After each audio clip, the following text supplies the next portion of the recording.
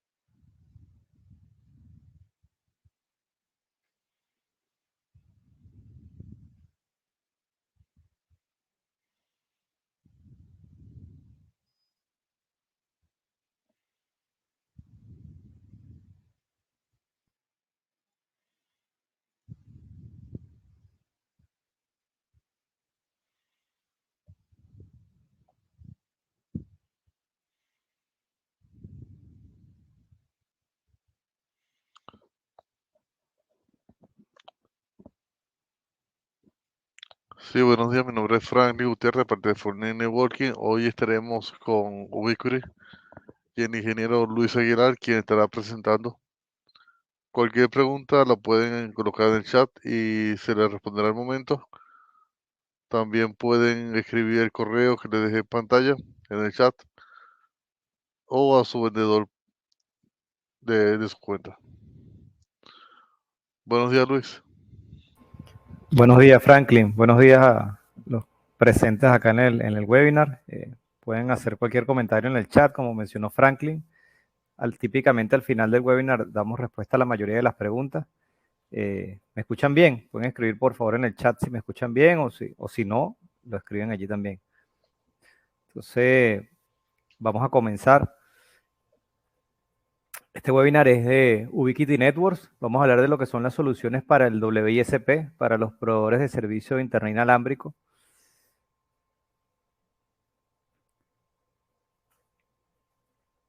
Me presento brevemente. Mi nombre es Luis Aguilar. Tengo ya un largo trecho recorrido en telecomunicaciones, trabajando con distintas marcas, distintos protocolos, trabajando con Ubiquiti desde el año 2005. Y bueno, soy consultor certificado y trainer de la marca. Ubiquiti Networks, el link actual de su página web es ui.com. Bueno, es una compañía proveedora de soluciones tecnológicas con más de 15 años en el mercado inicialmente enfocada en todo lo que es el despliegue y desarrollo de soluciones inalámbricas.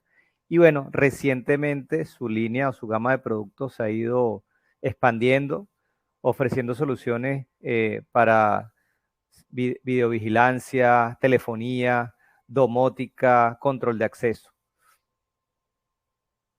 En cuanto a las soluciones para wireless, nosotros vamos a enfocar este webinar en lo que son las soluciones para exteriores, soluciones outdoor, enfocada en enlaces punto a punto y punto multipunto.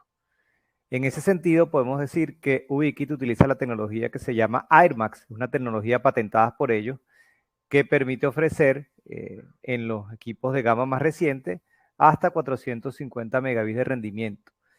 Son soluciones a bajo costo, digamos que la relación costo-beneficio de Ubiquiti es muy alta. Entonces tenemos soluciones a bajo costo, enmarcadas en 802.11 AC, equipos más recientes, y 802.11N, ya son los equipos legacy, equipos de tecnología más antigua. También tenemos una línea de productos pensada para enlaces punto a punto, enlaces troncales, que es la línea Airfiber, que nos permiten alcanzar grandes distancias con alta capacidad. También tenemos la línea Airfiber de 24 GHz, lo que es la línea Airfiber 24 HD, que nos permite ofrecer hasta 2 gigabits de rendimiento real en distancias que van desde 2 hasta 10 kilómetros. Y recientemente, también vamos a hablar sobre ello, el despliegue de la tecnología LTU, que ofrece la mejor relación costo versus paquetes por segundo. De esto vamos a hablar más adelante. Lo primero que vamos a ver en el webinar son fundamentos de radiofrecuencia, fundamentos necesarios, casi que obligatorios para saber en qué escenarios utilizar un modelo de radioenlace, en qué escenarios utilizar otro, en qué escenario aplicar cierto tipo de configuraciones y en qué escenario aplicar configuraciones quizás totalmente diferentes, para lograr, por supuesto, la mayor capacidad posible, pero en un enlace de alta disponibilidad. Es decir, de nada vale que tengamos un enlace configurado para transportar 300 megas, por poner un número, y que el enlace sea inestable, que esos 300 de repente bajen a 10 megas, suban a 100, bajen a 50. Lo que queremos son enlaces de alta disponibilidad. Entonces, ¿qué es un radioenlace? Bueno, un radioenlace es aquel que se establece para transmitir y recibir información a través de ondas electromagnéticas. Esas ondas no van dentro de ningún sistema conductor, no van dentro de ningún cable, sino que el medio de propagación es el espacio libre, es el aire. ¿Qué ocurre con el espacio libre? Que hay múltiples señales que conviven en él, señales que nosotros no somos capaces de ver. O sea, el ojo humano no es capaz de asomarse en la ventana y decir, mira, estoy viendo las señales de 5 GHz que están pasando por allí. Eso no lo podemos hacer. Pero resulta que esas señales, a pesar de que para nuestro ojo son invisibles, son muy reales para el radio, y pudiesen afectar su funcionamiento. Entonces, hablamos de interferencia. Entonces, por eso es fundamental conocer esos conceptos de radioenlaces para entender cómo la interferencia nos pudiese afectar y qué tenemos que hacer para minimizar los efectos de la misma. Como les mencioné, Ubiquiti está enmarcado en dos tecnologías. 802.11 en las variantes AC, AX y AD, y TDMA, que es la base del protocolo propietario que ellos desarrollaron, que se llama AirMax. Recientemente los equipos LTU, de los cuales también vamos a hablar en este webinar, se enmarcan en la tecnología OFDMA. Entonces, con cualquiera de esas tecnologías nosotros podemos establecer radioenlaces punto a punto y punto multipunto para la interconexión de redes TCP/IP y el transporte de datos. Fíjense, en la imagen tenemos los dos tipos de radioenlaces. A mano izquierda tenemos lo que es un enlace punto a punto, que se conoce como enlace backhaul o enlace troncal, donde tenemos una estación base y mejor dicho, tenemos un AP y tenemos una estación. Esa es la figura que siempre vamos a tener en todo radioenlace. independientemente de que sea punto a punto o punto multipunto. Siempre hay un equipo que se va a configurar como AP y otro que se va a configurar como estación. A mano derecha de la imagen tenemos un radioenlace punto multipunto, que típicamente lo denominamos enlace o enlaces última milla, porque se utilizan para llevar el servicio hacia el cliente final, hacia el suscriptor. Acá también tenemos la figura de la AP y también tenemos la figura de la estación. Entonces, como les mencioné, en un proveedor de servicio de internet inalámbrico, lo que es un WISP, los enlaces punto a punto se utilizan para interconectar nodos o puntos de repetición. Esos enlaces se conocen como enlaces backhaul, se conocen como enlaces troncales, si lo vemos en español. Son los enlaces que necesitan la mayor capacidad y la mayor disponibilidad, porque a través de ellos vamos a tener la gran cantidad de datos. En un WSP, los enlaces punto multipunto son utilizados para ofrecer servicio a los clientes. Este tipo de enlace lo denominamos enlace última milla. Esto no quiere decir que no podamos atender un cliente con un enlace punto a punto, también se puede hacer. Fíjense el siguiente diagrama, que es lo que es la topología típica de un WSP. Yo voy a hacer por acá algunas anotaciones. Acá estoy resaltando, perdón. Ya. Okay. Acá estoy resaltando los enlaces backhaul. Fíjense que se utilizan, según esta imagen, para interconectar la oficina principal con los nodos o puntos de repetición. Vamos a resaltar esto acá. Esto sería un nodo. Esto sería otro nodo. Y así sucesivamente. Entonces, lo utilizo para interconectar mis nodos con otros nodos. Entonces, estos enlaces son los que requieren de mayor capacidad. Por otra parte, tenemos los enlaces última milla, que se utilizan para interconectar mis nodos o puntos de repetición con los suscriptores, con los clientes de mi WISP. Puedo tener punto multipunto, como acabo de resaltar, pero también pudiese atender un cliente con un enlace punto a punto. ¿Por qué? Bueno, porque quizás necesita mayor capacidad. Entonces, bueno, no pasa nada, lo puedo atender con un enlace punto a punto. ¿Qué elementos básicos tiene un radio? Bueno, todo radio, independientemente de la marca y modelo, tiene los elementos que se ven en la pantalla. Tiene una etapa de transmisión.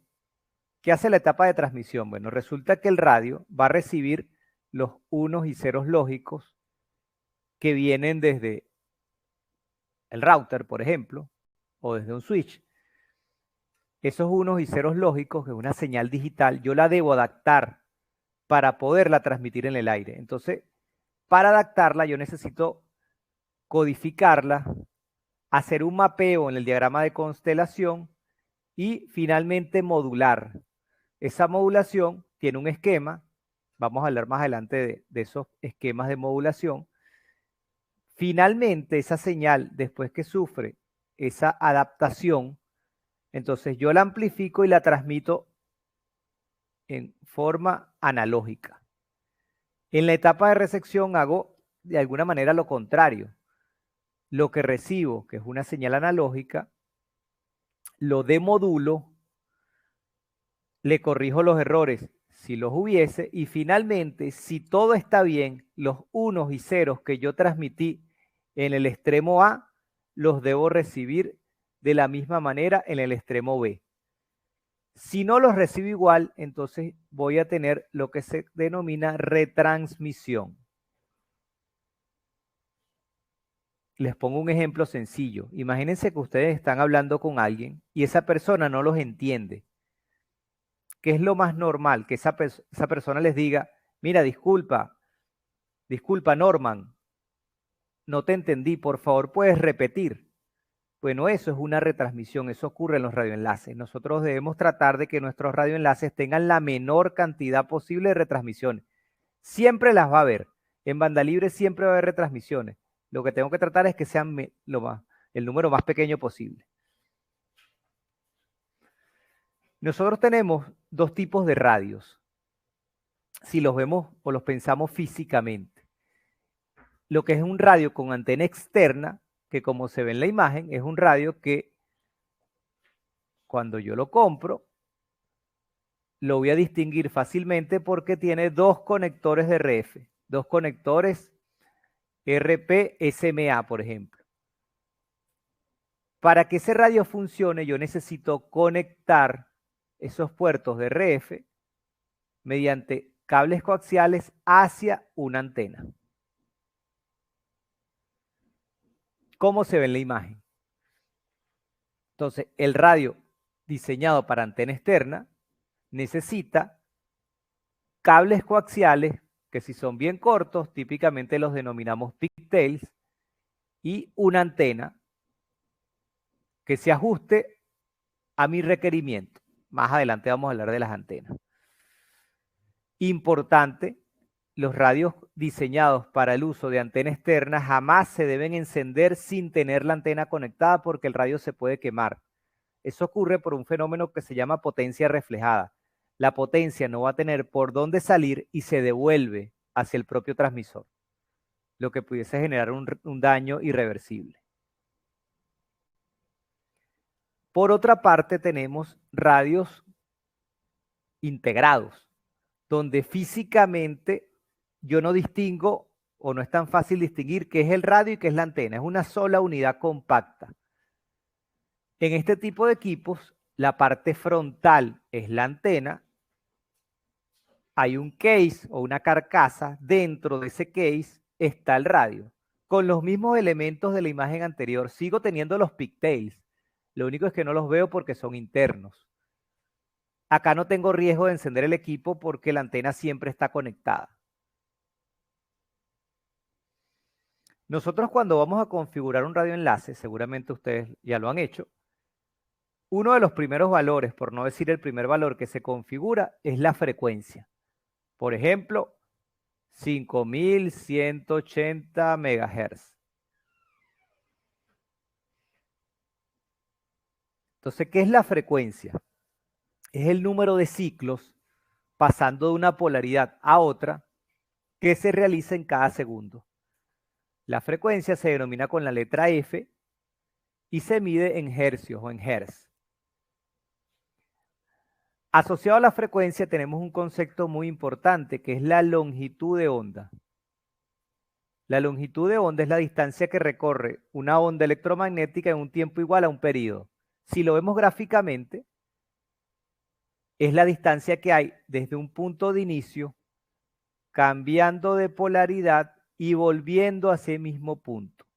Eso es la longitud de onda. La longitud de onda es fundamental para entender dos fenómenos que nos pudiesen afectar.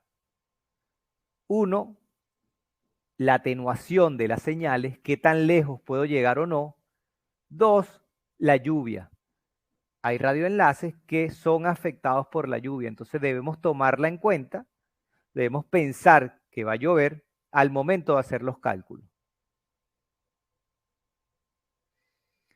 Fíjense, acá tenemos el cálculo de la longitud de onda de la frecuencia 2.4 GHz, frecuencia que es conocida por todos, es una de las bandas que se utiliza para el Wi-Fi.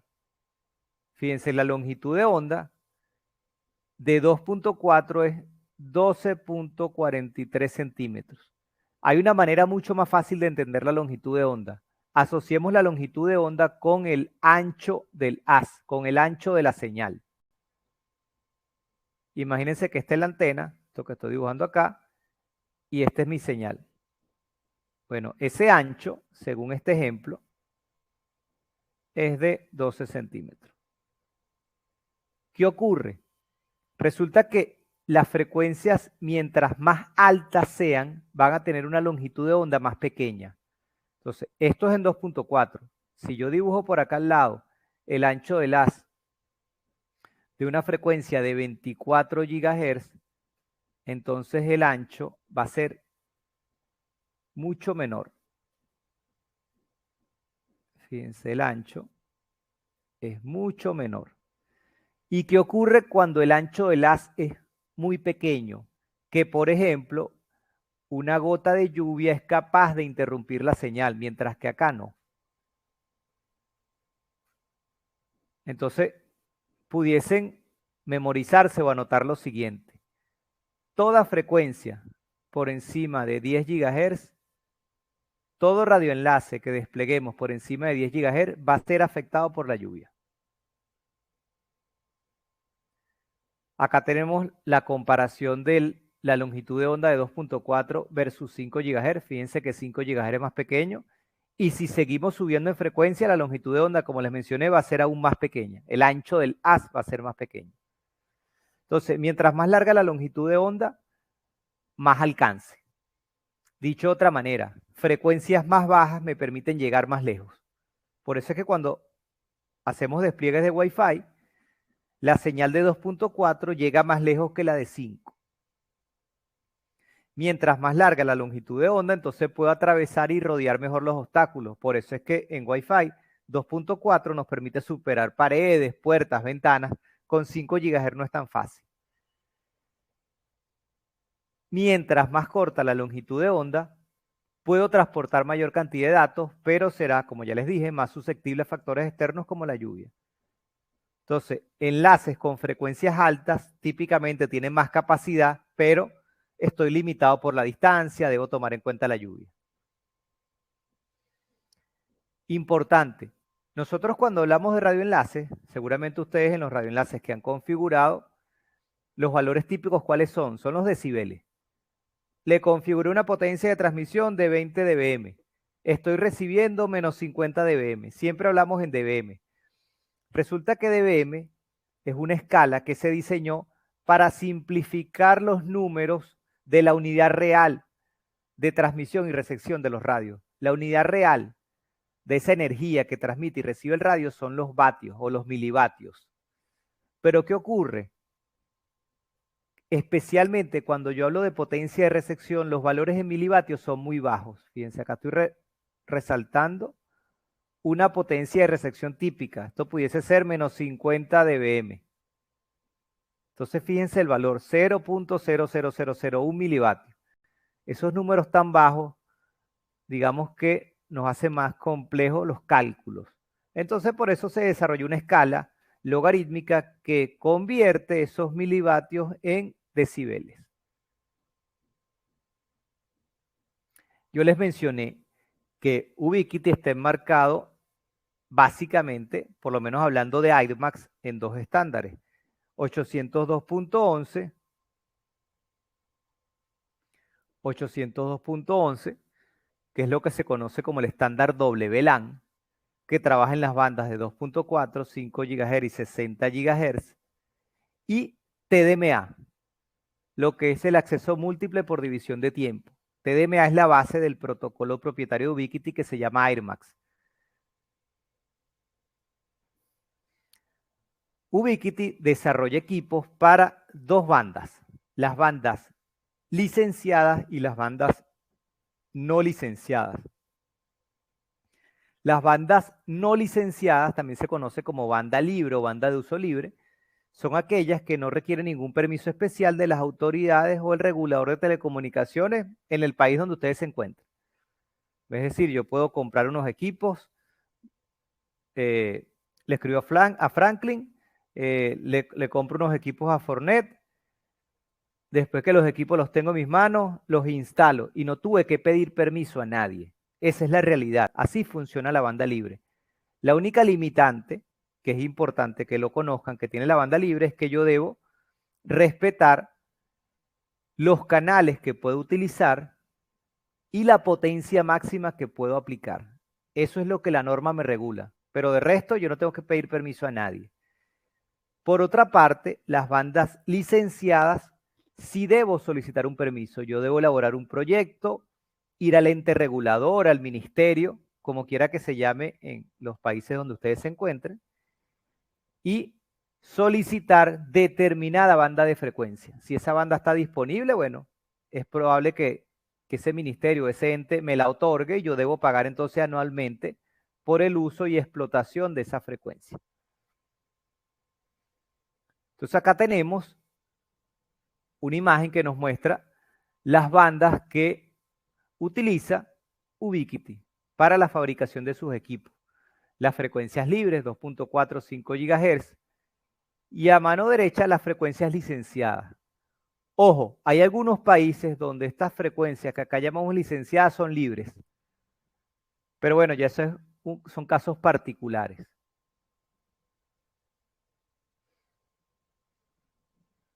Muy bien, vamos a hablar de los roles. Yo les mencioné que siempre, cuando voy a configurar un radioenlace, sea punto a punto o punto multipunto, un equipo debe ser AP y el otro equipo o los otros equipos deben ser estaciones.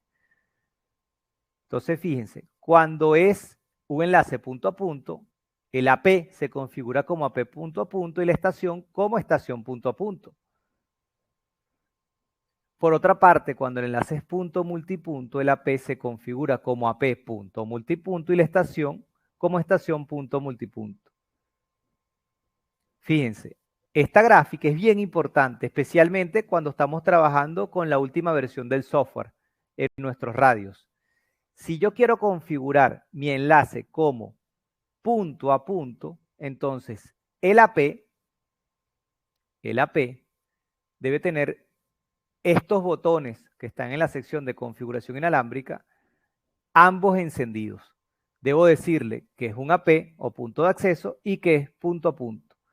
Por otra parte, la estación de ese enlace debe estar apagado el botón de punto de acceso porque no es un punto de acceso, es una estación, pero debe estar encendido el de punto a punto. Ahora bien, si el enlace es punto multipunto, en el AP sigo encendiendo el botón de punto de acceso, pero apago el de punto a punto. ¿Por qué? Porque ya no es punto a punto, es punto multipunto. Y en la estación, ambos botones apagados. Entonces, eso es lo básico para configurar el rol que va a tener el radio en el radioenlace. Hablamos de la frecuencia. ¿Dónde se configura la frecuencia? Bueno, fíjense. Acá hay un campo que se llama Center Frequency. Ahí yo defino la frecuencia, pero, importante, no es definir un valor por definirlo. No es que me gustó el número 5840 MHz, no. Yo debo realizar antes de seleccionar la frecuencia un análisis de espectro para determinar qué canales están libres y cuáles no. Entonces, repito, obligatorio hacer análisis de espectro para determinar qué canales están libres y cuáles no. ¿Por qué? Resulta que como esto es banda libre, los equipos se producen en masa. Cualquiera, literalmente cualquiera puede comprar un radio y implementarlo. ¿Qué debemos hacer nosotros de forma responsable? Analizar el espectro para no seleccionar un canal que quizás ya está ocupado por un radioenlace vecino. Si no hago esto y yo selecciono una frecuencia que ya está ocupada, resulta que yo voy a generar interferencia al enlace vecino y ese enlace a su vez me va a interferir a mí. Entonces, ni a él le funciona, ni me funciona a mí. En la estación, esta pantalla está enfocada en lo que es el AP, fíjense los botones. Cuando voy a configurar la frecuencia en la estación, se recomienda habilitar este botón que dice Control Frequency. ¿Por qué? Cuando yo habilito este botón, yo puedo seleccionar en qué frecuencias escuchar. Entonces, si yo no lo habilito, él va a escuchar en todas las frecuencias que estén disponibles según el país que yo seleccioné cuando configuré mi equipo. Si lo habilito, yo escojo en qué frecuencias trabajar. Esto me va a permitir que la estación, en caso de una desconexión, se conecte más rápido. El SSID es el nombre de la red. Esto es un campo obligatorio que debe coincidir tal cual con lo que está configurado en el AP. Ok, vamos a hablar de 802.11. Este estándar que actualmente se utiliza para Wi-Fi y que ya Ubiquiti no utiliza en sus equipos AirMax, ¿cómo funciona? Fíjense, cada estación antes de transmitir lo primero que hace es escuchar. ¿Qué escucha? Escucha a ver si el medio está disponible, si no hay otra estación que esté hablando.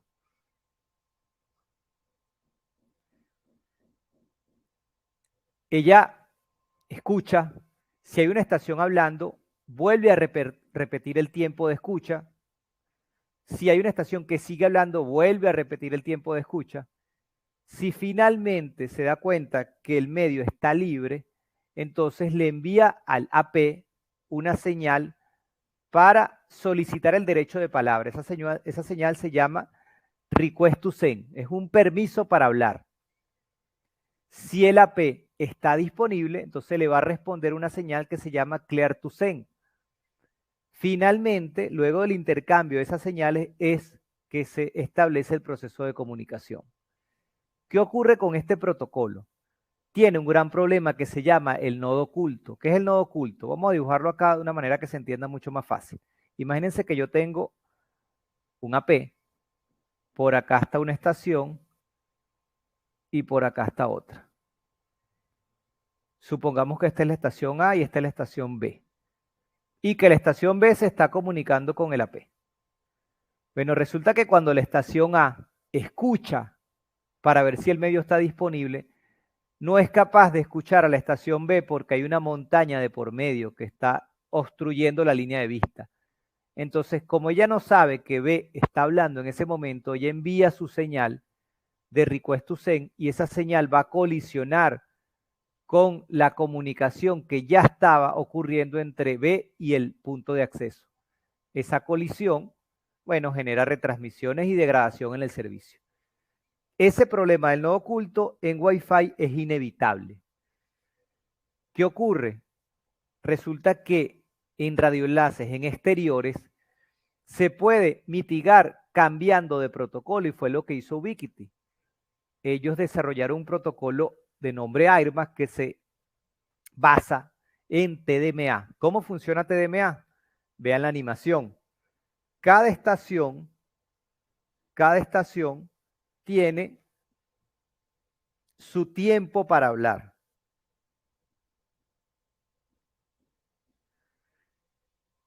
Entonces ya no tengo colisiones. Cada estación va a tener su slot de tiempo, esto es un slot de tiempo, para poder comunicarse con el AP. Entonces, esto es el protocolo actual que utiliza Ubiquiti en los equipos que están bajo la tecnología AirMax. Entonces ya no tengo colisiones. Entonces, repito, acá tenemos ranuras o slots de tiempos y cada estación va a tener su momento para hablar. En TDMA nosotros tenemos el concepto de lo que se denomina tiempo aire. Tiempo aire es el tiempo total que tiene el punto de acceso para distribuirlo en la totalidad de estaciones que estén conectadas. Si yo tengo un sistema punto multipunto que está sano, se supone que el tiempo aire debería ser equitativo entre todas las estaciones. Adicionalmente, TDMA me permite ofrecer calidad de servicio, dándole prioridad a la voz, por ejemplo, o al video. Entonces, el tiempo aire o airtime, como les dije, el 100% debería ser distribuido entre todas las estaciones que estén conectadas. ¿Cómo yo puedo ubicar una estación que me está generando problemas cuando su tiempo aire es mucho mayor en comparación con el resto? Acá tenemos una gráfica, fíjense, este es un enlace punto multipunto, acá están las estaciones conectadas. Fíjense, quizás estas estaciones pudiesen tener problemas porque están consumiendo mucho más tiempo aire que el resto. Muy bien, vamos a hablar del LTU. El LTU es la nueva tecnología que está detrás de los equipos Airfiber y los Airfiber LTU. Esta nueva arquitectura soporta los modos que hablamos anteriormente, punto a punto y punto multipunto. Es una tecnología desarrollada por Ubiquiti Networks que es diferente a 802.11 y a AirMax. Es un protocolo propietario que se basa en la tecnología Airfiber, el cual trae las principales características o bondades del LTE al mundo del ISP o el WISP. Fíjense, en comparación con AirMax, los equipos LTU soportan una modulación mucho mayor de 4096 QAM y una mayor cantidad de procesamiento de paquetes por segundo, hasta 2 millones de paquetes por segundo. Eso me permite el transporte eficiente de señales de video, por ejemplo, menor latencia, mayor eficiencia espectral, obviamente duplicar y triplicar las capacidades. Entonces vamos a hablar del espectro, eso que es invisible para nuestros ojos, pero que es muy visible y muy real para los radios. El espectro no es otra cosa que la representación de todas las frecuencias que constituyen el ancho de canal que yo configure en mi radio.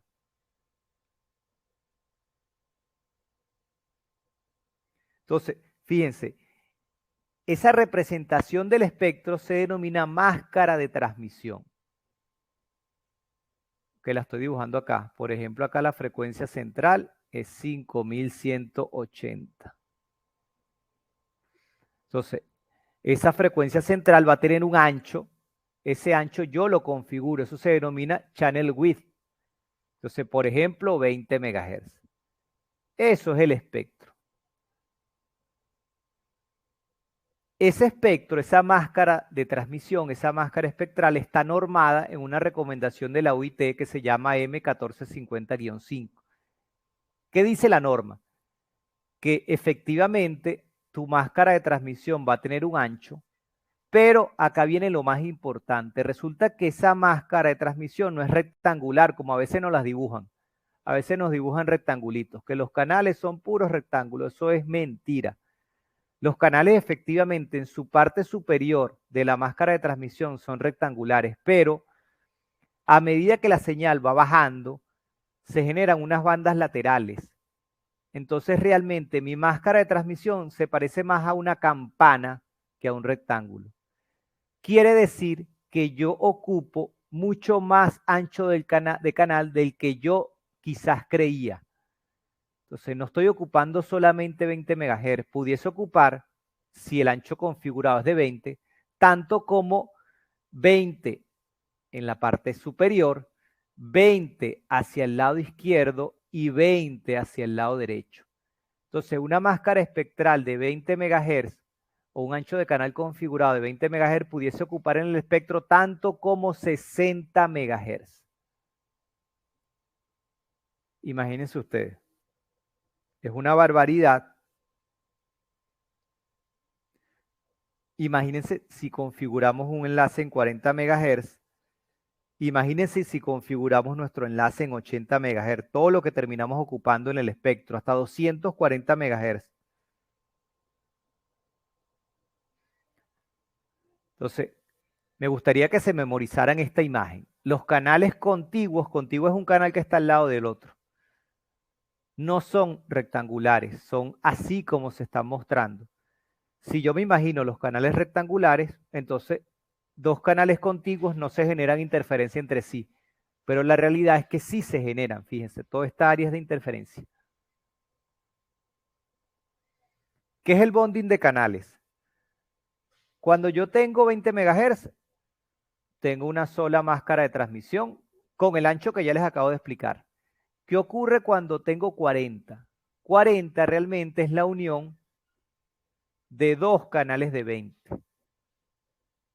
80 es la unión de 4 canales de 20. Entonces eso es el bonding de canales.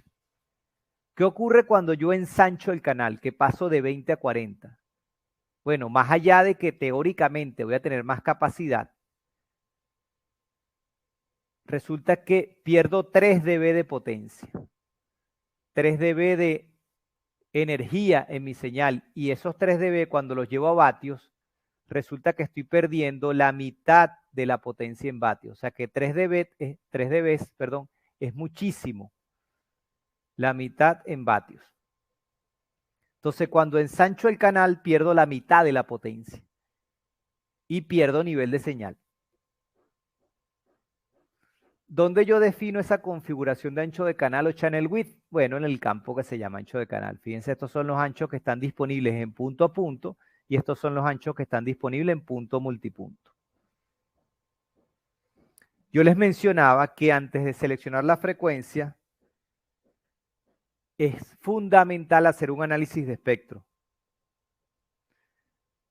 puedo utilizar una herramienta que trae el radio, de manera embebida, una herramienta integrada que se llama el analizador de espectro AirView. Eso lo tengo en el menú Tools. Y ese analizador me muestra en tiempo real la ocupación del espectro.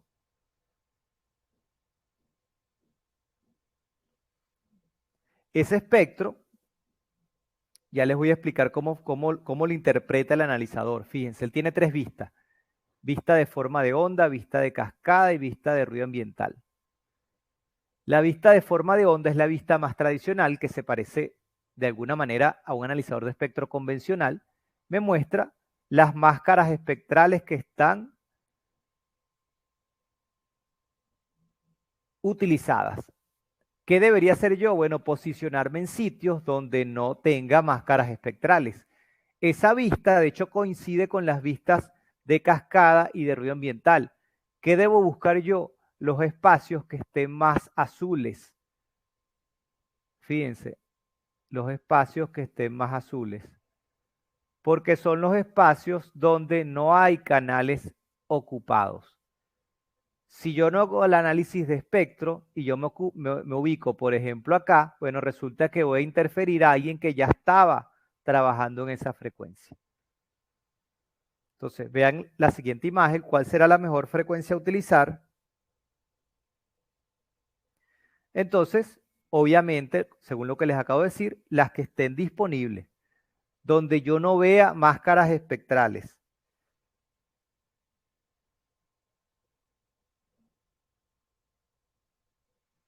Vamos a hablar de la factibilidad del radioenlace. La factibilidad del radioenlace parte de 4 puntos fundamentales. Esos puntos siempre debemos respetarlos. El primero, fundamental, ¿cuántos megas necesito? ¿Cuántos megas necesita mi cliente? ¿Por qué? No es lo mismo configurar un enlace para transportar 300 megas que un enlace para transportar 5 megas. Las configuraciones son diferentes. De hecho, los enlaces de mayor disponibilidad son los que están configurados para transmitir menos ancho de banda. Entonces, fundamental saber cuánto necesito transportar. Punto 2. Voy a ubicar el data rate y el throughput necesario para satisfacer los megas de ese cliente. Dicho en otras palabras, voy a buscar la modulación que yo necesito configurar en mi radioenlace para atender al cliente. Punto 3.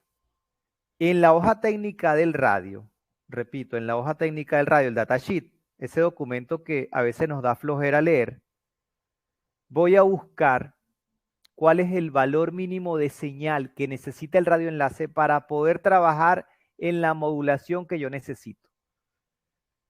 Punto 4, realizo mi cálculo de radioenlace. Acá se los voy a explicar cómo se haría de forma manual, pero ustedes no lo van a hacer de esa manera porque Ubiquiti tiene un simulador que nos permite hacer todo esto de manera muy rápida. Entonces, veamos un ejemplo. Tenemos un radioenlace a 106 kilómetros en 5180. Supongamos que necesitamos la máxima capacidad utilizando un ancho de canal de 20 MHz. ¿Por qué? Porque hice análisis de espectro y lo único que está disponible son los 20 MHz. Muy bien. Entonces, supongamos que configuramos el radio de esta manera. Con esta potencia de transmisión, 22 dBm, utilizando unos píxeles que me generan una pérdida en dBs. Mi antena tipo parábola es de 30 dBi. Lo primero que debo hacer es calcular la pérdida de espacio libre. Toda señal que se propaga en el aire sufre una atenuación por el fenómeno que se llama pérdida de espacio libre. ¿Cómo se calcula? Bueno, 92.4, que es una constante, más 20 logaritmo de la distancia expresada en kilómetros, más 20 logaritmo de la frecuencia expresada en gigahertz. Eso me da una pérdida de espacio libre de, perdón, aquí hay un error, 147 dB. ¿Cómo calculo la potencia de resección? Que es lo que me interesa. Bueno, la potencia de resección es la potencia de transmisión aplicada en el extremo remoto, más la ganancia de las dos antenas, menos la pérdida de espacio libre, menos la pérdida del cableado cuando aplique. Eso me dice que en estas condiciones, en 5180, 106 kilómetros, mi nivel de señal teórico sería de 67 menos 67.19 dBm. ¿Ese valor de qué me sirve? Bueno, me sirve de lo siguiente. Esos menos 67 yo los voy a buscar en la hoja técnica del radioenlace. ¿Dónde los ubico? Bueno, según el ejemplo, nosotros necesitamos la máxima capacidad. Muy bien. La máxima capacidad está asociada a la máxima modulación. Entonces nos vamos a la máxima modulación. La voy a resaltar acá. ¿Qué me dice la máxima modulación? Me dice lo siguiente. Para que el radio sea capaz de trabajar en esta modulación, necesita como mínimo una señal de menos 65. ¿Yo la voy a tener? La realidad es que no. Fíjense que tengo menos 67. Entonces ya yo sé que en estas condiciones, con este modelo de radio, con esas antenas, a esa distancia, no voy a poder trabajar nunca con la máxima modulación. Ahora la pregunta es, ¿con qué modulación pudiese trabajar? Bueno, en teoría con cualquiera que esté por encima de menos 67. Pero resulta que las que están muy cerca no tienen la suficiente separación, lo que se conoce como margen de fading. Entonces, cualquier fenómeno que me atenúe la señal va a hacer que el radioenlace quede inestable. ¿Qué recomendamos nosotros? Bueno, seleccionar una potencia de recepción que esté por encima, al menos 10 dB de la sensibilidad. Entonces pudiésemos decir que mi radioenlace va a funcionar bien con modulaciones de 6X hacia abajo. Esa es la realidad. Mi radioenlace va a funcionar bien es modulando a 6X. 6X, ¿qué velocidad me va a permitir alcanzar? Bueno, si nos vamos a esta tabla que se llama MCS Index, 6X me va a permitir alcanzar, vamos a resaltarlo acá, estas velocidades que están acá. Pero resulta que estas velocidades son data rate.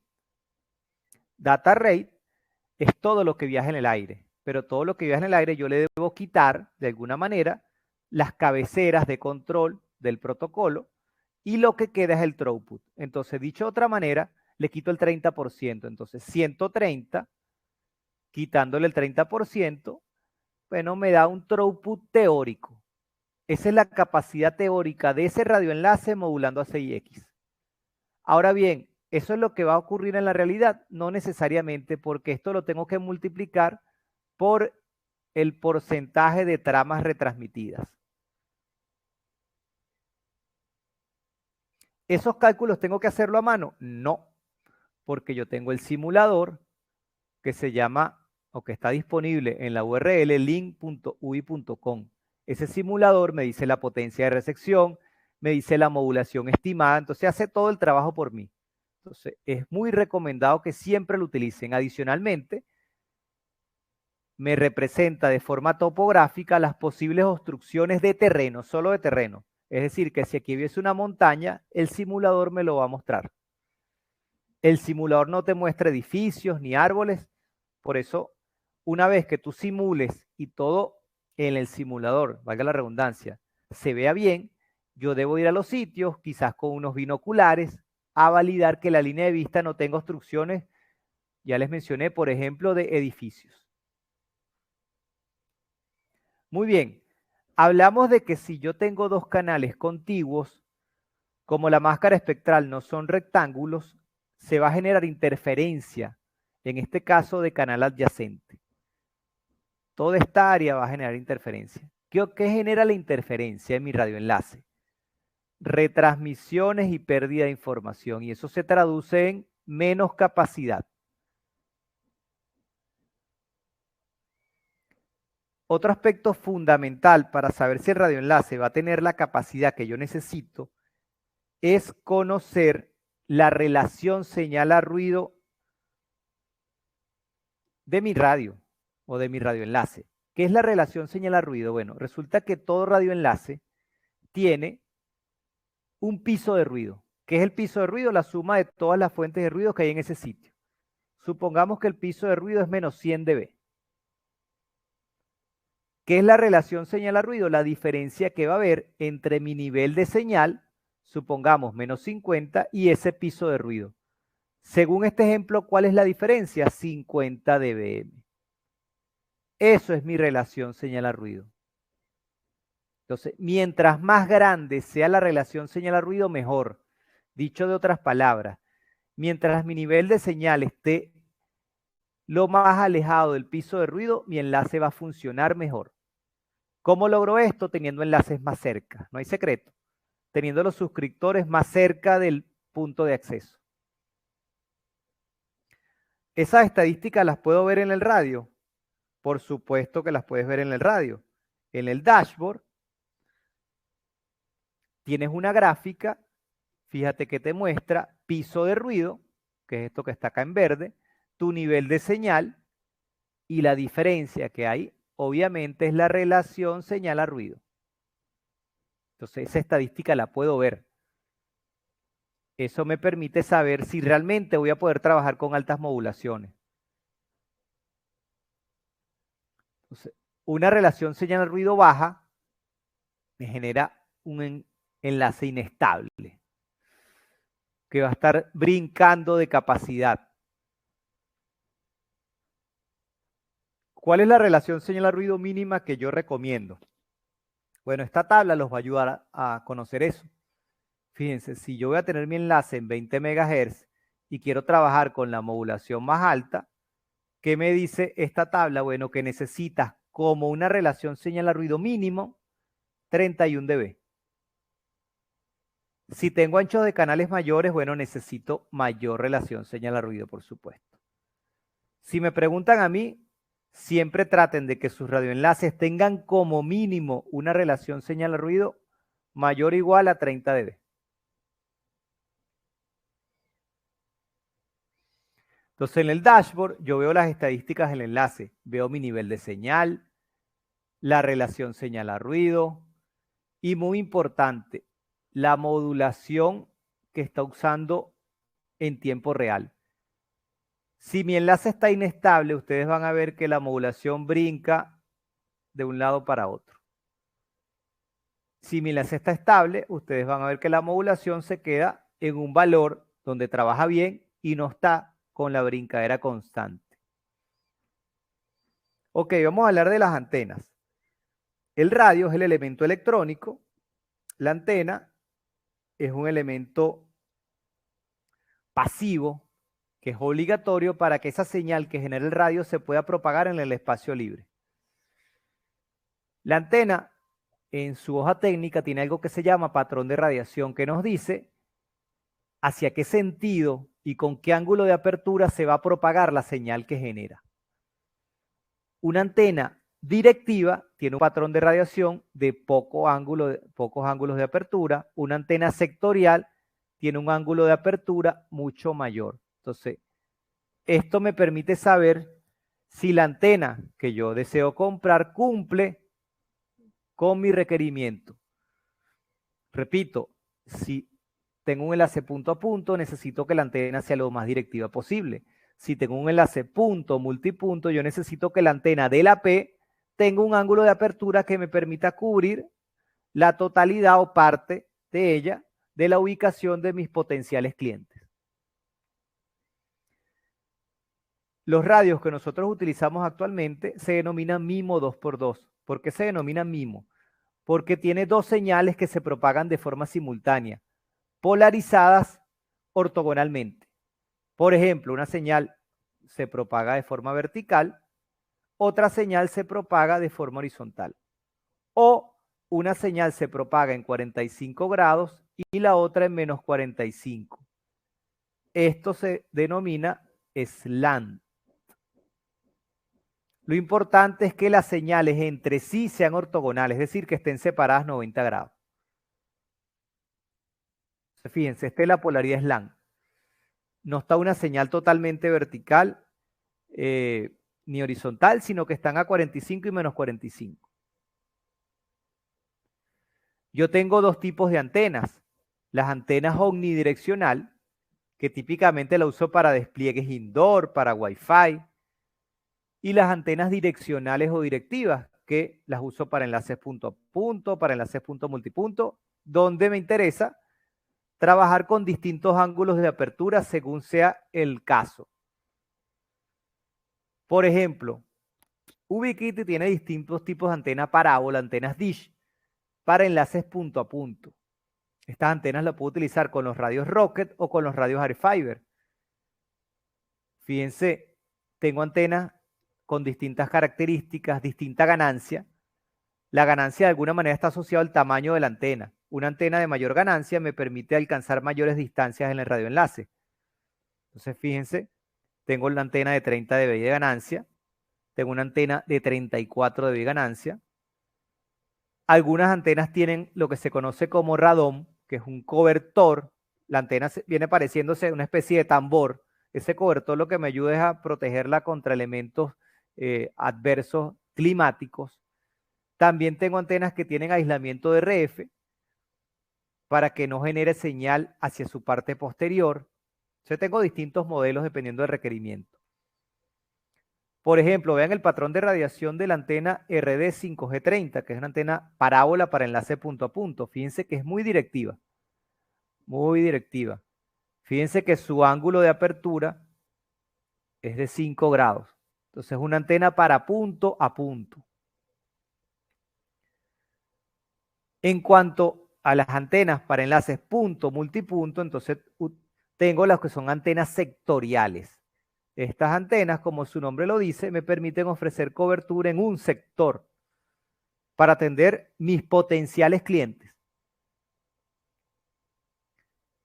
Acá tenemos una gráfica que nos muestra cómo pudiésemos nosotros cubrir distintos tipos de clientes. ¿Qué ocurre? Las antenas sectoriales son muy buenas para propagar su señal hacia el frente, pero no son tan buenas para propagar su señal hacia abajo y hacia arriba. Entonces, si yo tengo una sola antena sectorial en mi torre, esta va a ser muy buena para atender a los clientes que están más alejados, por decirlo de alguna manera.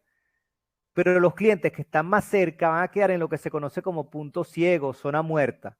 Entonces, ¿qué debo hacer? Bueno, probablemente colocar un segundo radio con una segunda antena sectorial enfocada, orientada a atender a los clientes que están más cercanos.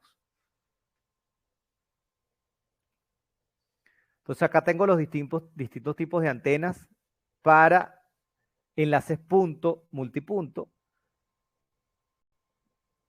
Fíjense, tengo esta antena AirMax 5G16. Esta antena es de 16 dBi de ganancia. Tiene un ángulo de apertura de 120 grados. Y es muy buena para atender clientes que no están tan alejados del nodo. O sea, es una antena pensada para despliegues donde los clientes están todos entre 1 y 2 kilómetros. Tengo una antena sectorial mucho más grande, de mayor ganancia, que es la AirMax 5G19. Esta antena sí la puedo utilizar para clientes que quizás están un poco más lejos, quizás hasta 4 o 5 kilómetros de distancia o separación del punto de acceso. Y tengo las antenas omnidireccionales que no se recomiendan para despliegues en entornos urbanos. Estas antenas deberíamos utilizarlas en entornos indoor o dentro de algún campus universitario, dentro de algún estadio, porque resulta que como su cobertura es de casi 360 grados, digo casi porque no es una circunferencia perfecta, ella va a generar y va a escuchar mucho ruido de los vecinos. Entonces no es bueno para despliegues outdoor en entornos urbanos. Recientemente también tengo y cuento en la gama de productos las antenas simétricas y asimétricas tipo bocina, tipo Horn. Estas antenas tienen la particularidad de que su patrón de radiación no tiene lóbulos laterales ni posteriores. Su patrón de radiación se asemeja a una gota. Entonces son muy buenas para despliegues en sitios, en nodos donde hay mucho ruido, donde hay muchas señales vecinas. Estas antenas están diseñadas para integrarlas a los equipos ISOStation. Entonces, repito, son antenas de un alto rendimiento que funcionan muy bien con este modelo de radio.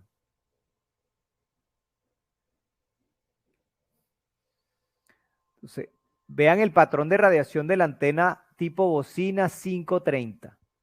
Esta antena funciona para el equipo IsoStation y para el equipo Prism Station. Fíjense cómo es su patrón de radiación. A diferencia de una antena convencional que tiene lóbulos laterales y lóbulo posterior, estas antenas no tienen esos lóbulos. Entonces, yo solo me enfoco en transmitir y recibir energía en mi zona de propagación. Mientras que una antena convencional recibe y transmite energía también por sus lóbulos laterales. Y eso, de alguna manera, degrada el funcionamiento del radioenlace. Entonces, fíjense, las antenas tipo bocina, tipo horn, están pensadas para ambientes urbanos y o con alta presencia de señales vecinas de otros WISP. Entonces, puedo utilizar colocalización, que es el reuso de frecuencias en mi nodo. Las antenas sectoriales tradicionales, por otra parte, están pensadas para ambientes rurales y o con baja presencia de señales vecinas. Además, permiten cubrir distancias mayores. Entonces, quiero hacer despliegue en entorno urbano, uso antena tipo bocina. Quiero hacer despliegue en entorno rural, uso antena convencional sectorial. Muy bien, vamos a hablar de los radios. Radios con antena integrada para estación base. O sea, los radios que van a ser el AP de mi sistema punto multipunto. Tenemos el radio LAP 120, es un radio que viene con una antena de 120 grados de apertura integrada. Es un radio sin blindaje, es un radio que no recomendamos utilizar en entornos urbanos. Es un radio que es muy bueno para entornos rurales, donde no tengo tanto ruido, no tengo tantas señales de empresas vecinas. Por otro lado, tengo la LAP GPS, que tiene blindaje básico, tiene una apertura menor, esta es de 90 grados, tampoco la recomendamos para entornos urbanos, es mejor en entornos rurales. Y finalmente, las antenas, porque aquí en la imagen tenemos una, pero son varias que ya se las mostré, las antenas que están disponibles para los radios IsoStation y Prism Station. Son antenas tipo bocina, esta sí la puedo utilizar en un entorno urbano, de hecho se recomienda para los entornos urbanos. Ahora vamos a hablar de radios con antena integrada para que sea el CPE de mi sistema punto a punto de largo alcance. Entonces tenemos el PowerBeam 5AC, el PowerBeam 5AC generación 2, PowerBeam 5AC 500, que incluye radón, lo que les mencioné que sirve de protección contra factores climáticos, y el PowerBeam 5AC 620. Fíjense que acá está de alguna manera organizado, no solo por tamaño de antena, sino por el rendimiento que pudiésemos obtener con el PowerBeam 5AC, pudiese tener un delta rate bien alto. Esto se pudiese traducir en unos 500 megas en un radioenlace, siempre y cuando las condiciones lo permitan. Vamos a hablar ahora de los radios con antena integrada para que sea la estación o el CPE de mediano y corto alcance. Entonces, fíjense, acá son radios más pequeños, radios para el suscriptor, pero cuando el suscriptor no está tan lejos. O sea, estamos hablando de que el suscriptor está a distancias quizás menores a 1 kilómetro. Tenemos, por ejemplo, los equipos NanoStation 5AC y Loco 5AC. Son equipos muy compactos. Fíjense que el equipo NanoStation tiene una funcionalidad bien interesante. Tiene un puerto PoE de salida. Ese PoE permite energizar, por ejemplo, desde el propio radio otro dispositivo que pudiese ser una cámara. Entonces, en vez de subir con 2 cables hacia la parte superior de la torre, subo con un solo cable, ese cable energiza el radio, ese radio internamente tiene 2 puertos que están en switch y desde ese segundo puerto energizo mi cámara. Por ejemplo,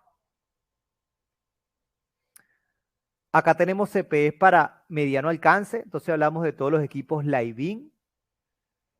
Son equipos, bueno, que creo que todos lo conocen, quizás los equipos que más se utilizan actualmente para los clientes de los WISP, un equipo con una altísima relación costo-beneficio. Distancias recomendadas. Bueno, fíjense, esta gráfica, que simplemente es una gráfica referencial, esto siempre varía dependiendo de las condiciones del espectro. No es lo mismo despliegue en un entorno urbano donde hay muchísimas señales a un despliegue en un entorno rural donde no hay tantas señales. Entonces, simplemente para que tengan una referencia de qué equipos deberían utilizar para distancias más cortas versus equipos que deberían utilizar para distancias más largas. Entonces, acá tenemos, fíjense, distintos modelos de radio como AP, como estación base, con la combinación de antena en los casos cuando aplica y los equipos que pudieses utilizar como estación, los CPE, los equipos del cliente. Entonces, fíjense, los Nano Station los recomiendan para distancias siempre menores a 1 kilómetro. Por otra parte, los equipos, para distancias menores a 1 kilómetro, cuando el AP tiene una antena de mediana ganancia. Si yo coloco el AP con una antena de mayor ganancia, entonces pudiese alcanzar mayores distancias. Entonces, siempre influye la antena que yo decida utilizar en el punto de acceso en el AP. Acá tenemos otra tabla que son distancias recomendadas para los equipos Live-In. Entonces, tenemos los mismos AP de la tabla anterior, pero la diferencia es que con los Live-In, obviamente, alcanzo mucho mayor distancia. Entonces, ¿qué quiero decir con esto? Que para los clientes que están más lejanos del punto de acceso, debería utilizar Live-In. Para los clientes que están más cercanos al punto de acceso, entonces pudiese usar los Nano Station. Acá tenemos una tabla similar, ahora hablando de los equipos Power Beam. Entonces, fíjense, las consideraciones son las mismas. Pudiésemos pensar que tenemos clientes más cercanos, Nano Station, clientes intermedios, Power Beam Live-In, clientes más lejanos, Power Beam Live-In. Obviamente dependiendo del caso. En cuanto a punto, bueno, acá tenemos el despliegue de enlaces punto a punto con todos estos modelos de radio. Acá se manejan distancias ideales, distancias máximas aceptables. Entonces, por ejemplo, fíjense, un radioenlace punto a punto con un equipo Rocket Prism 5AC más una antena externa tipo parábola RD 5G de 34 dBi de ganancia, me permite alcanzar entre 55 kilómetros hasta 200 kilómetros. Obviamente, la modulación va a variar y las capacidades van a variar. Un enlace a 200 kilómetros nunca me va a permitir alcanzar la misma capacidad que un enlace a 50 kilómetros. Ok, vamos a hablar de los equipos AirMax y AirFiber en 60 GHz. El espectro de 60 GHz es un espectro que se está explotando recientemente, que me permite utilizar canales que no están tan utilizados como 5 GHz. Me permite manejar grandes anchos de canal, lo que me permite manejar altas capacidades, hablamos de capacidades cercanas al giga en el aire. Las antenas son extremadamente directivas, así que es poco probable que yo genere interferencia a los vecinos. ¿Qué ocurre con 60 GHz? Es un punto de atención. La banda es extremadamente sensible a la lluvia, a la niebla y a la presión de oxígeno. Entonces, yo no puedo desplegar enlaces de 60 GHz a grandes distancias. Dependiendo del modelo de radio, pudiésemos hablar de distancia hasta 4 kilómetros, si realmente yo no quiero ser afectado por esos factores que le estoy mencionando. Entonces tenemos el gigabit, Es un radio muy compacto, fíjense, recomendado distancia hasta 300 metros, entonces enlaces muy cortos. Tenemos por otra parte el Gigabin Plus, que me permite alcanzar distancias hasta de 1.5 kilómetros. Tenemos por otra parte el Gigabin LR, que me permite alcanzar distancia hasta 2 kilómetros. Todo esto son distancias recomendadas donde de alguna manera garantizo que la lluvia no me va a afectar.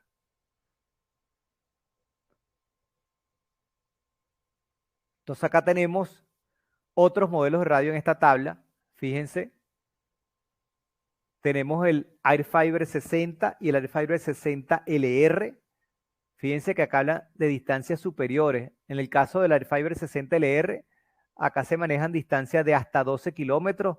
Esto deberíamos ponerle un asterisco grandísimo, porque esto es en escenarios ideales donde no llueve. Si llueve, entonces debemos tomar en cuenta la lluvia en nuestros cálculos y, como les dije, distancias menores a 4 kilómetros.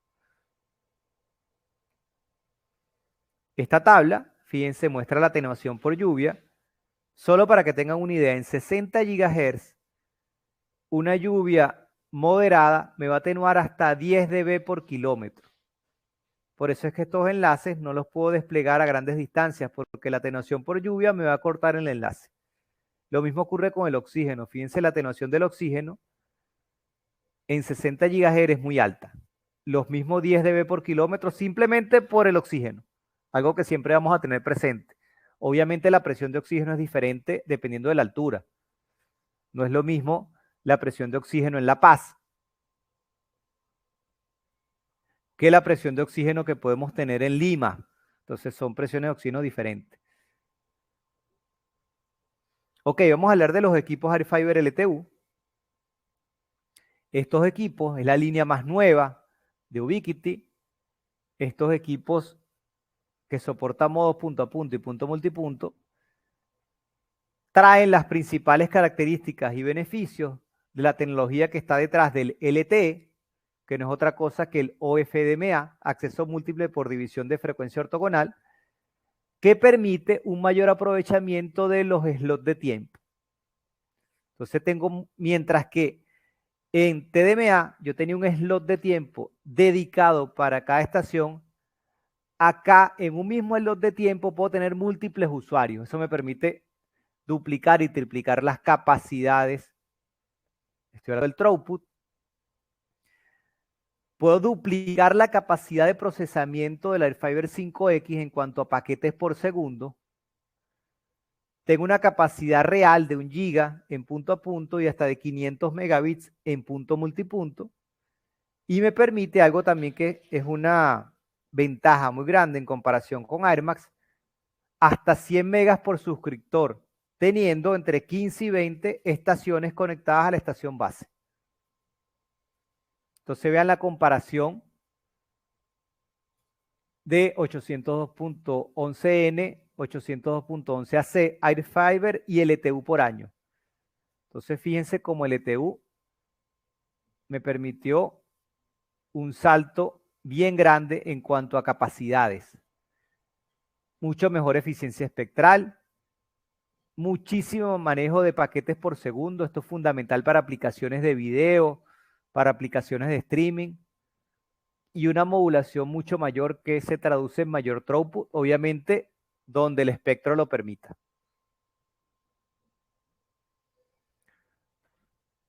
¿Qué son los paquetes por segundo? Es la capacidad real del radio de procesar los paquetes que circulan a través del radioenlace. ¿Qué ocurre?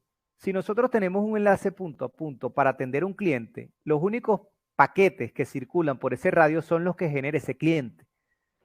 Si nosotros tenemos un radioenlace punto a punto para un enlace troncal, van a circular a través de ese enlace todos los paquetes que se generen en todos los usuarios de la red. Entonces los paquetes por segundo son muchos más.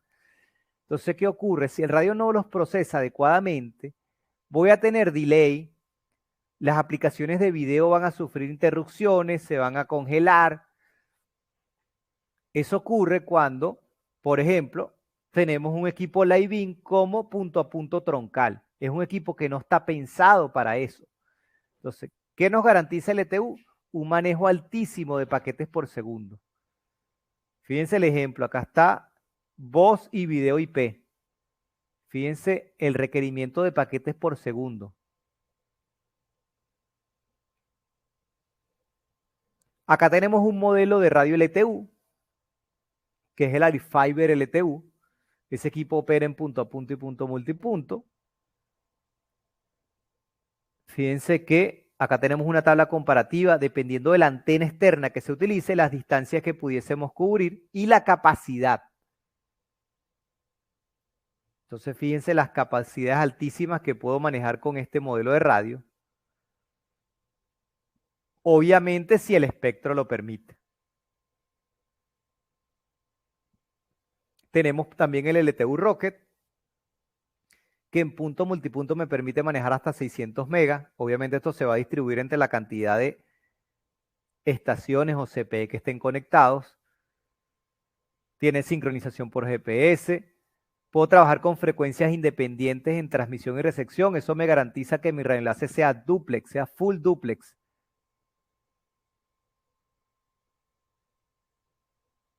Flexibilidad en los anchos de canales. Y bueno, trabajar con todas las antenas disponibles en la gama de antenas de Ubiquiti. Entonces acá tenemos los CPEs para esos clientes del punto multipunto con LTU. Lo mismo que ya hablamos, fíjense. El LTU Lite, que es un equivalente al Nano Station, fíjense, para distancias más cortas. El LTU LR, que es el equivalente a la Live Beam, pero en la familia LTU, para distancias más largas, para los clientes que están más lejanos de la P.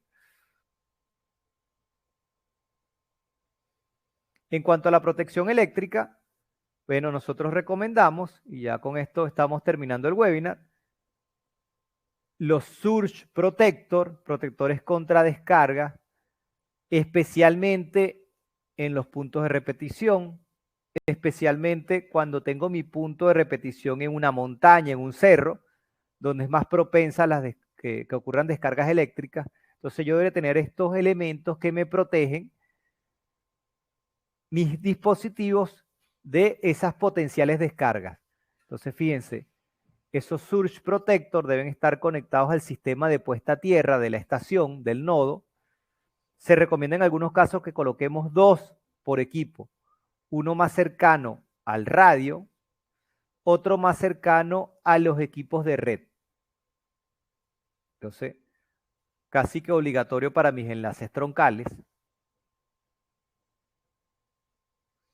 Finalmente, seguro ya ustedes lo conocen,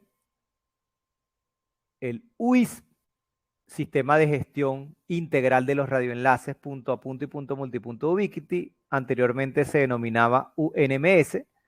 Es una solución integral que me permite tener estadística, gestión en tiempo real de todos los productos para radioenlaces que tiene Ubiquiti. Hablamos de AirMax, hablamos de Airfiber, hablamos de LTU.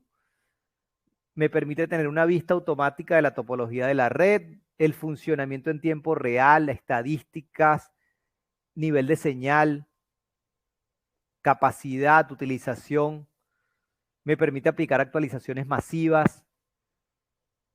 Es gratuito, puedo tener un número ilimitado de dispositivos y clientes sin costo alguno. Se los recomendamos, tiene aplicación para el móvil, para el smartphone, para la tablet y funciona realmente muy bien. Entonces, finalmente, solo nos queda invitarlos a que si tienen alguna pregunta la hagan en el chat.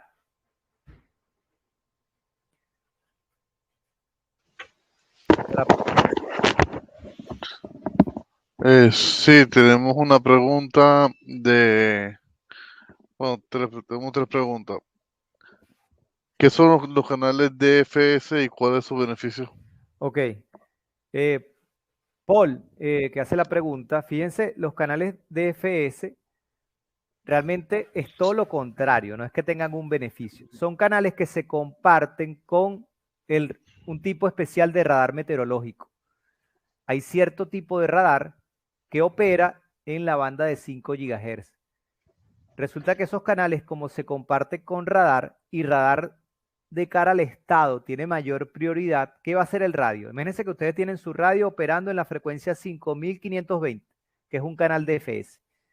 Resulta que si el radio detecta alguna señal de radar, ese radio, ese módulo, el transmisor del radio, no pensemos el radio como el todo, pensemos solo en el módulo de transmisión. Ese módulo de transmisión se va a apagar por 30 minutos.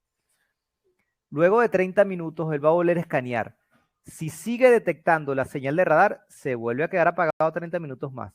Solo cuando él no vea esa señal de radar presente es que el radio o el transmisor se vuelve a encender. Entonces tenemos que tener mucho cuidado cuando utilizamos los canales de DFS, que no tengamos radares cercanos, porque el radio va a tener ese comportamiento y eso no se puede evitar.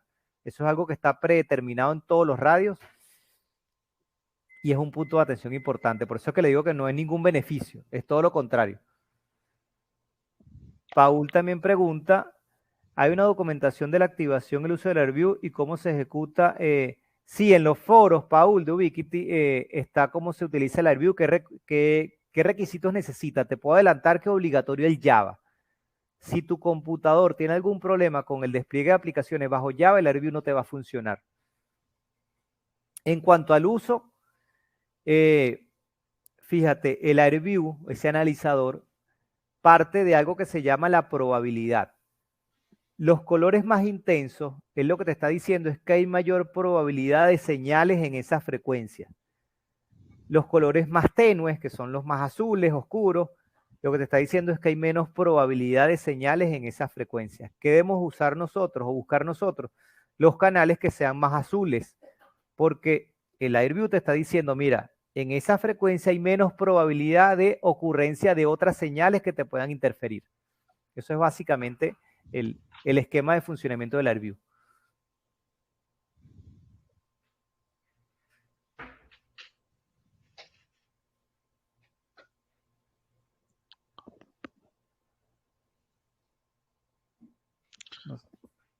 No sé si hay otra pregunta.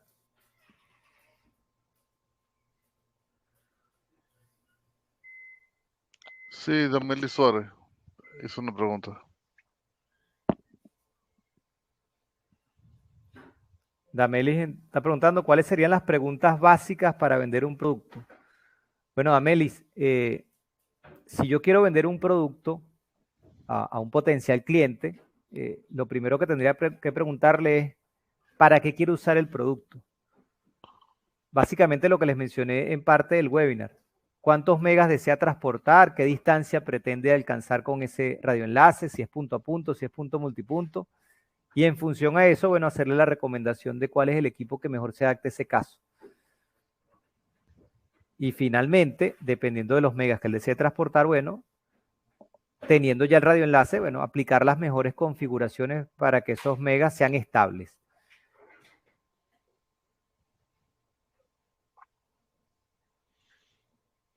Bien, si queda alguna otra pregunta.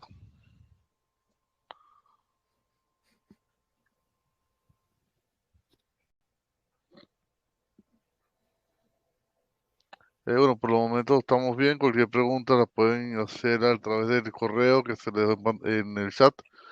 O también pueden hablar con sus vendedores, con sus agentes de venta. Hay una otra pregunta, Luis. La estoy buscando. ¿Es posible integrar equipos Ubiquiti en una red donde ya existen otros equipos de otras marcas? Depende, Paul. Si es integrarlo en, digamos, en una sección diferente de la topología, sí. O sea, tú puedes tener, por ponerte un ejemplo, un enlace troncal con la marca ABC para interconectar el nodo A con el nodo B. Y puedes tener un enlace Ubiquiti para interconectar el nodo D con el nodo E. No pasa nada. Lo que no puedes es que una estación, por ejemplo, un CP de un cliente sea de una marca diferente a Ubiquiti. Esa integración no se permite. O que quieras establecer un punto a punto teniendo radio ABC en el nodo A y radio Ubiquiti en el nodo B. No, eso no puede. Ahí sí tiene que ser todo Ubiquiti.